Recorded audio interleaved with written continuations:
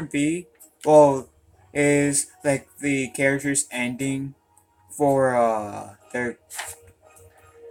It's gonna be like ending for their classic modes, cause there's this battle mode called classic mode, and it's the endings kind of like takes place after the story of Injustice Gods Among Us, but before the sequel, obviously. So we're turn off the volume and yeah, enjoy.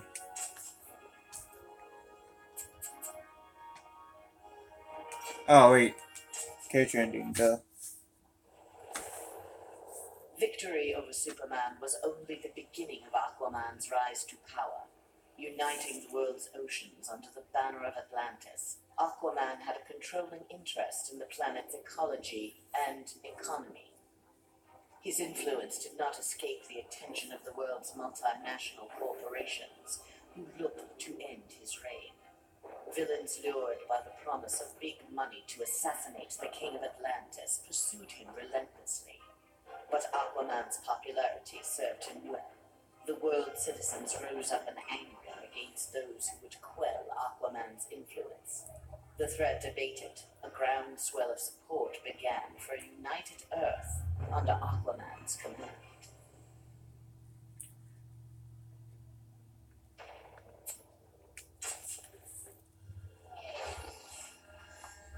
After Superman's defeat, Cyborg led the assault on the Fortress of Solitude to flush out remnants of the High Counselor's regime.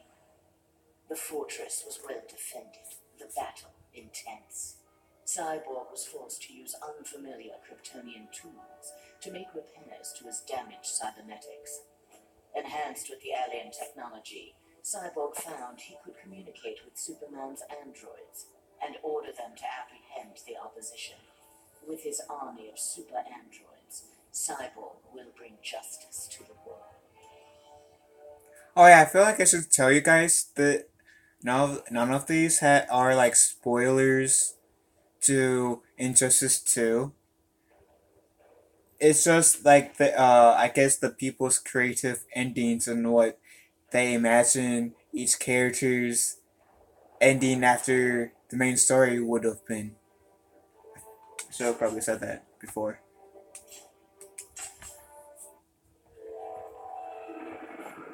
The defeat of Superman filled Harley with confidence. She knew what she was capable of and knew what she wanted. She traveled to the Visitor's Earth and freed the Joker from prison. Returning to her world, they married in a ceremony that set Gotham ablaze. At the reception, the cake-cutting ceremony took a gruesome turn. As her new husband playfully mashed her face into the cake, years of abuse took its toll. Something in Harley snapped. She used the ceremonial knife to slash Joker's throat. Still wearing her wedding gown, Harley now resides permanently in Arkham Asylum.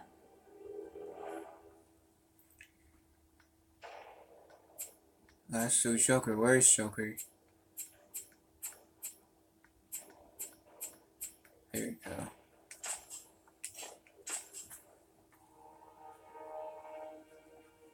Though he had failed to elevate the Joker clan's status, Joker was convinced a similar organization could be successful in his dimension. Joker used a series of devastating terrorist acts to frighten the populace, then convinced the more gullible among them that he was the path to security. The new Joker clan soon had millions of members worldwide and committed regular anti-government attacks, wreaking havoc on the global economy.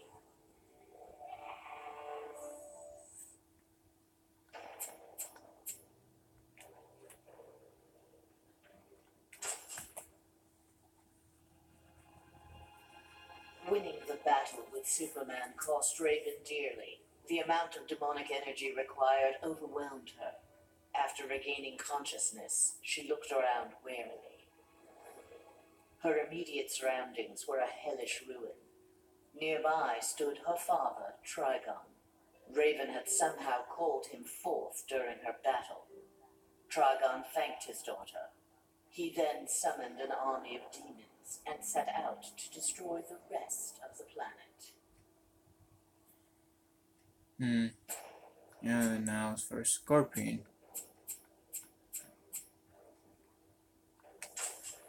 Er,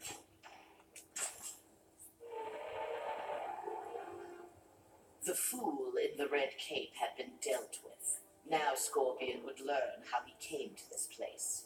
Heretofore, only the sorcerer Quan Chi or the fallen elder god Shinnok could have summoned him. Scorpion's answers appeared in the form of Trigon, who accused Scorpion of deserting Trigon's demon army and stealing from him the glory of besting the High Counselor. The two faced each other in a titanic struggle.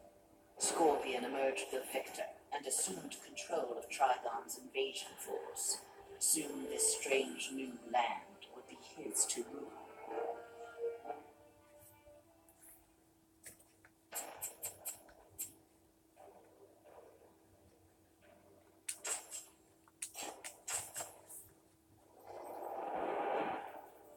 Not all heroes were destroyed by Superman. Some were actually created by him. A technology wizard, Barbara Gordon had eluded detection by One Earth intelligence, feeding information to the insurgency under the code name Oracle.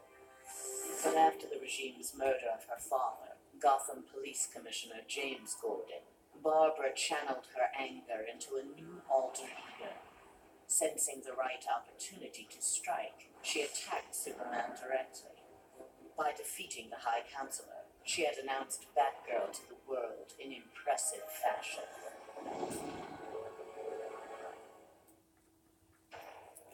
and let's do Nightwing.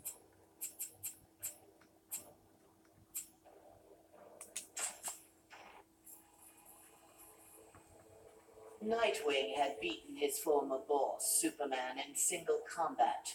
Not even Batman had done that. His thirst for conflict grew. He began challenging anyone who crossed his path. Nightwing's belligerence eventually drew the attention of Sinestro. His corps was always in need of new recruits, and the young human seemed able to inspire great fear. Sinestro had his suspicions confirmed when a yellow power ring found its way onto Nightwing's finger. And for Catwoman,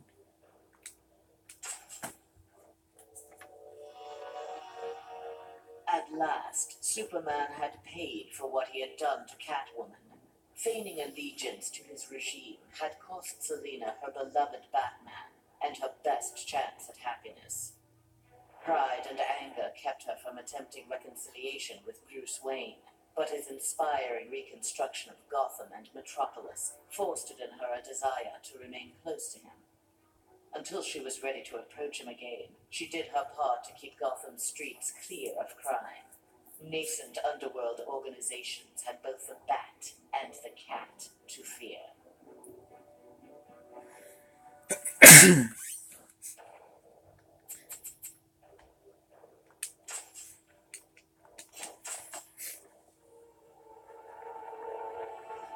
Superman's defeat did not work to Ares' advantage as he had planned. The heroes of the parallel dimension helped this world's Batman build a conflict-free utopia that left the war god vanished. On the brink of death, Ares managed to imprison Brainiac 5. He forced Brainiac to create a time loop beginning with the other dimensional heroes' arrival and ending just before their victory. In this pocket of time, Ares flourished. Endless war was his to savor. yeah, because it gets stronger as more war comes this way. Or whatnot. With Superman's regime toppled, new governments formed to take its place. New governments meant new customers for Deathstroke, and business was booming. Soon there were more assassinations to carry out, revolutions to aid, and unrest to create than he could manage on his own. The One Earth regime's elite troopers, having committed atrocities in Superman's name, had gone into hiding from a populace bent on revenge. Impossible for most to find, but not for Deathstroke. Recruiting these renegades, he formed the New Titans, the world's premier political assassins.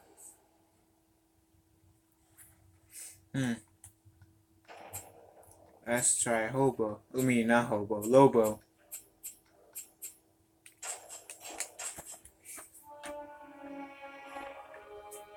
There was no shortage of vendettas during Superman's reign, and no shortage of bounties for Lobo to collect. He became one of the richest men in the universe by assassinating those who ran afoul of the High Counselor.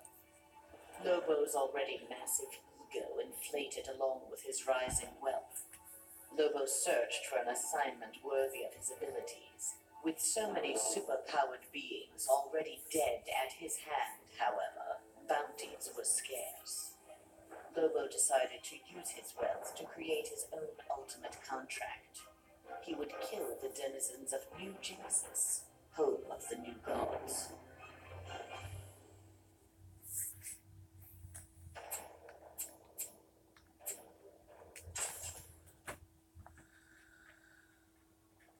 Free of his brainwashing, Hawkgirl exacted revenge on the High Counselor for murdering her husband, Hawkman. She was nevertheless sent to prison for her role in the regime.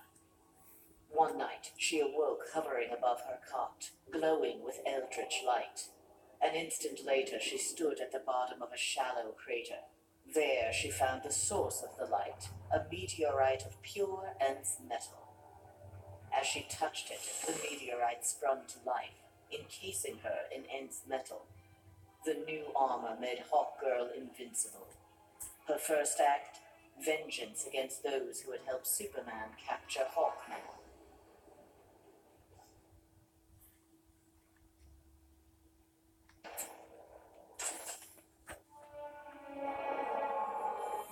Following the events in the parallel dimension, Shazam's fellow heroes returned home.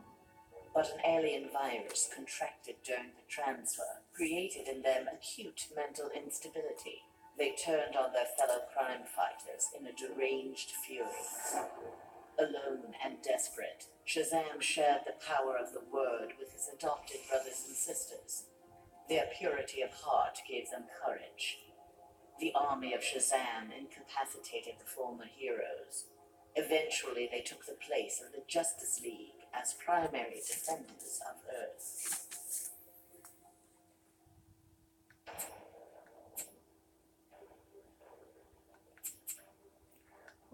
I'll try the Sinestro. There we go.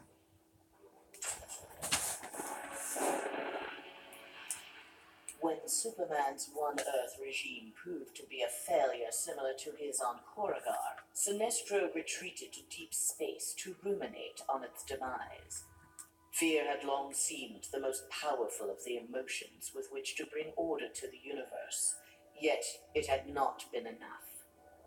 Desperate, Sinestro hurled the might of the Sinestro Corps against the life entity, keeper of the White Power Battery. Ultimately victorious, Sinestro now wielded the power of a White Lantern. No adversary could possibly withstand him. The light of the Green Lantern Corps would be the first he would extinguish. So I got a question for you guys. What, like, I know Yellow Lanterns, the power is fear. Green Lanterns, the power is willpower. Red Lanterns are, power of, like, how to power them, how to get them into their Red Lantern state, they have to have anger. And then Pink Lanterns is love. What the heck, what does the White Lantern's powers involve? Like, in terms of fear, anger, love, willpower, etc., stuff like that. What is required of White Lanterns? Is what I'm asking.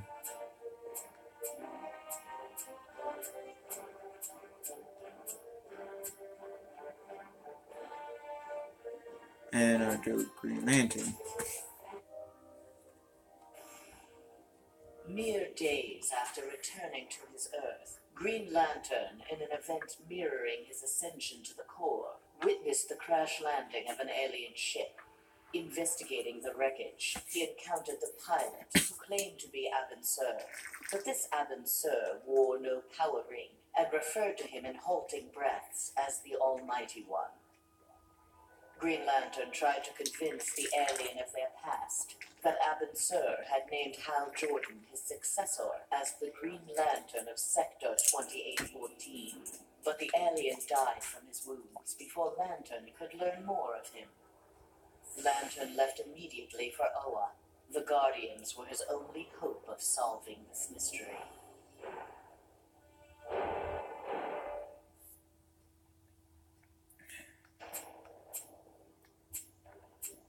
Where's Black Adam?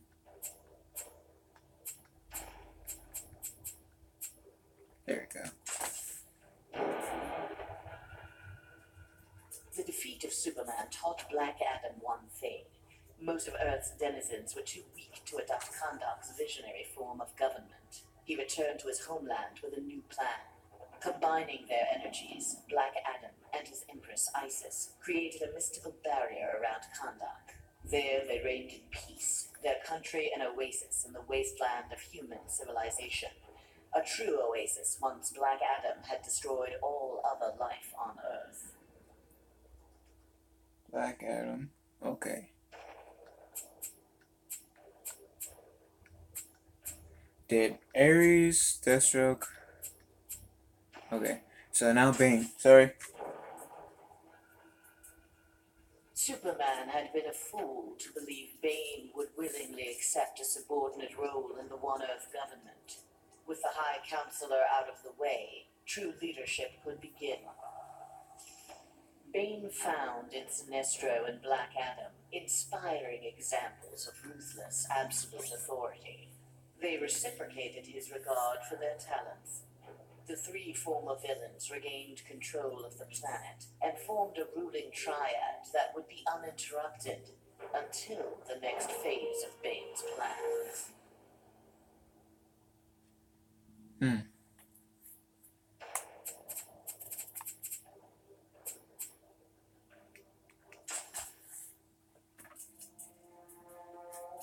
Free of Superman's control, Doomsday eradicated the remaining metahumans. He then manipulated technology in the abandoned fortress of Solitude to terraform the Earth. It soon resembled prehistoric Krypton. At last, it felt like home. After a few years of exterminating humanity at his leisure, however, Doomsday needed a challenge. Having assimilated Superman's ability to fly, he headed for a nearby space sector. He had heard rumors of an opponent worthy of his attention, a Cezannian mercenary with a taste for violence. Doomsday was eager to meet this Lobo in battle. And fun fact, just in case if you guys don't know, Lobo was actually a member of the Justice League for a certain period of time. Like, there's in the cartoon version of the Justice League, or one of the cartoons for the Justice League, the Justice League thought Superman was dead, even though Superman went to the distant possible future. And Lobo pretty much said, "Hey guys, I'm stepping in for Superman." And he was only a member of the Justice League for one day, or one episode, I should say. I did Sinestro, right? Yeah. The defeat of Superman was a relief to Zatanna. During the regime, she and Dr. Fate had taken advantage of Superman's vulnerability to magic and turned the Tower of Fate into a sanctuary for Superman's enemies. She had saved many lives, but years of subterfuge weighed heavily upon her. After the regime's downfall, Zatanna was instrumental in restraining metahumans during their trials. But when a jury recommended the death penalty for the more immutable defendants, Zatanna intervened. She took the prisoners to the Tower of Fate. There they would remain, incarcerated, but alive. Okay. Zatanna. I'll skip Batman. He's gonna be one of the last characters I do. Flash had taken down the High Counselor, but the atrocities he had abetted during Superman's regime continued to haunt him. His shame eventually drove him into exile. Whether wishing to make further amends or simply unable to stop himself, Flash continued to use his powers in the pursuit of justice.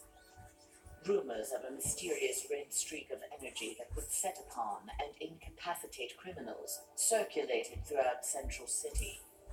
While only some deduced his true name, most felt gratitude and affection for the new hero they called the Ghost. Now, that I actually do believe is somewhat of a spoiler for Injustice 2. But the rest of these, I don't really think so.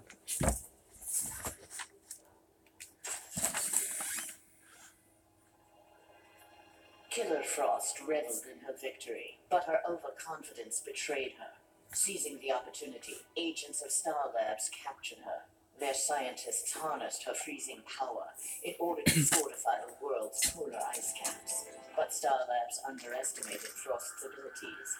Turning on her captors, she froze their facility and eventually the entire Western Hemisphere. The survivors now struggled to overthrow the self-proclaimed Ice Queen.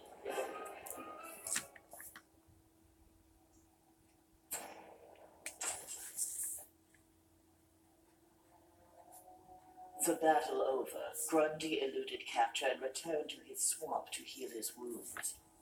During regeneration, Grundy found he could channel the elemental force of the Red. All animal life would bend to his rule. His increased power also allowed him to resurrect the long-lost Grey Force. Now, instead of ruling Earth's creatures, he could simply destroy them. After defeating the world's heroes, Grundy turned Earth into his version of paradise. He now rules over a grey and lifeless planet. That would be terrifying.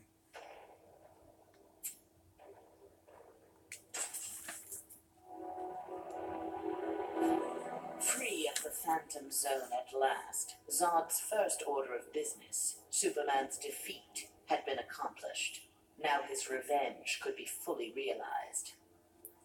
His time in the Phantom Zone had allowed Zod to learn its secrets. He had even learned from one of his fellow residents how to call forth small pockets of it at will.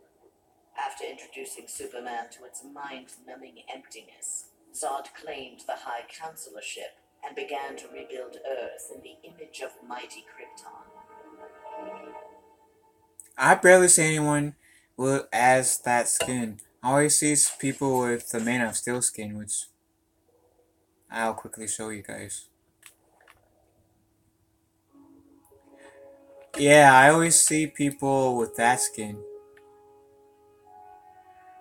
I forgot the actor's name who plays him in the actual movie Man of Steel. But yeah. And then, before I go into the Green Arrows, the Arrow skin. He's my favorite version of Green Arrows, Stephen Amell. Even though a lot of people are kind of giving him shade about his voice acting in here. But I like it. This is like season 2 version of The Arrow. But yeah, that's season 2 version of The Arrow. Now, continuing with the story. After the fall of Superman, Green Arrow visited the Star City of this parallel Earth. His counterpart was one of the first heroes to fall in the battle against Superman, one of the first to object to the Man of Steel's new tactics and reasoning. A memorial erected in Star City's Orchid Bay served as a reminder of the need to fight oppression regardless of the odds. There, Green Arrow found that one citizen wasn't content to memorialize Oliver Queen in stone. With Green Arrow's training, a new archer, dressed in crimson, took up the fallen hero's mantle. Let Star City's criminals beware. The night belongs to Red Arrow. Which tonight, just to say, is the Arrow season's finale, which I cannot wait. A win against this world's Superman was greatly satisfying, but its aftermath would be sweeter still. Luthor had traveled to this dimension to convince its residents that he was their Luthor, who had miraculously survived the High Counselor's globally televised attack on him. Beloved before, the triumphant Luthor was now worshipped. He was elected President of the United States, but soon looked to further consolidate his power.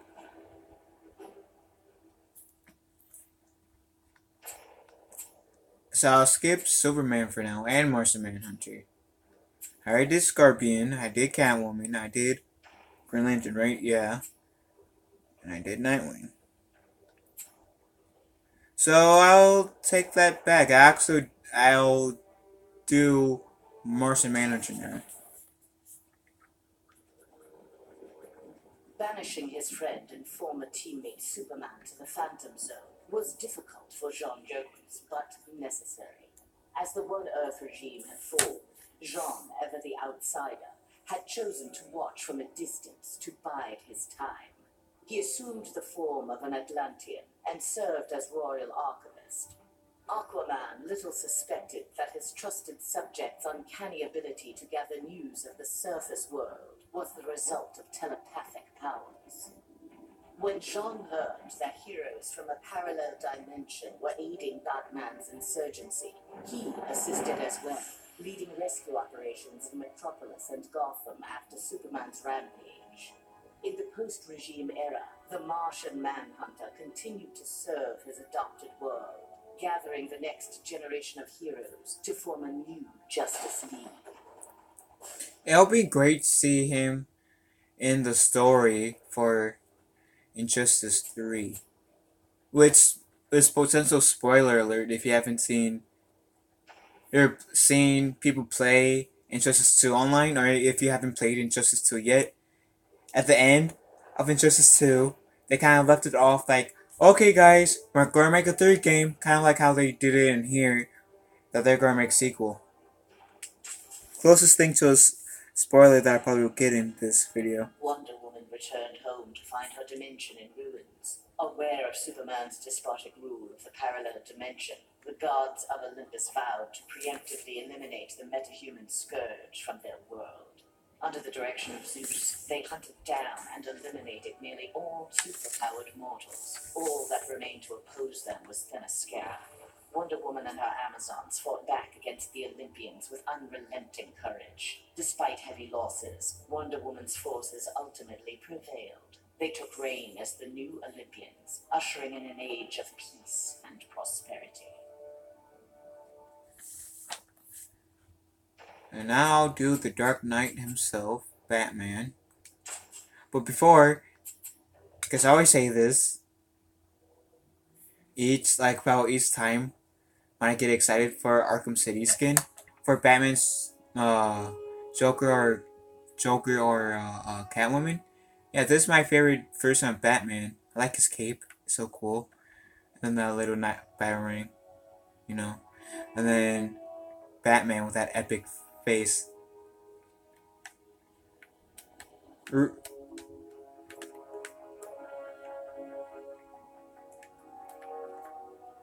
But yeah, this is my favorite version of Batman. In terms of the video game world. Anyways. Following the battle to liberate Earth, Batman learned that Luthor had bequeathed his massive fortune to Bruce Wayne. He now had the means to rebuild Gotham and Metropolis. The city's residents, inspired by their hero's efforts, adopted the slogan, "We are Batman." They contributed countless hours to their community's renovation and crime prevention. The Batman of old would have stubbornly assumed these tasks alone. The post-One Earth Batman, having been rewarded for his trust in others, enjoyed his city's renewal and his role as its benefactor.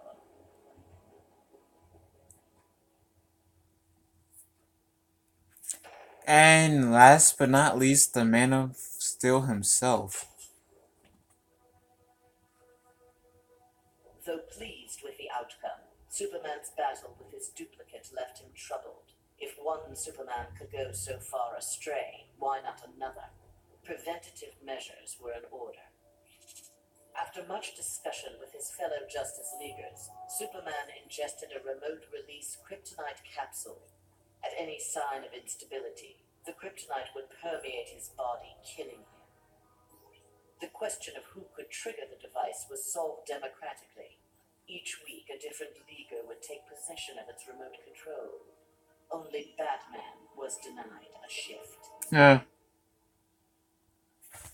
And now, since I did show the Man of Steel side skin, I am tempted to. I'm going to do the Man of Steel Superman. There we go. Like the cape, it looks so cool. If you kind of do like that, well, I kind of wish you can kind of tip the camera a little bit where it can be more dramatic, you know. But anyways. But yeah, that's the Man of Steel skin, Superman. Yeah. But so yeah, that's all the characters' endings. I mean, if you see me live stream on this channel, because this is a group channel, and I've so far been the only one who's live streamed the Injustice Gods Among Us game. But if you like seeing the live streams for this game on this channel, then you probably seen all the characters' endings. But you know, just want to brag.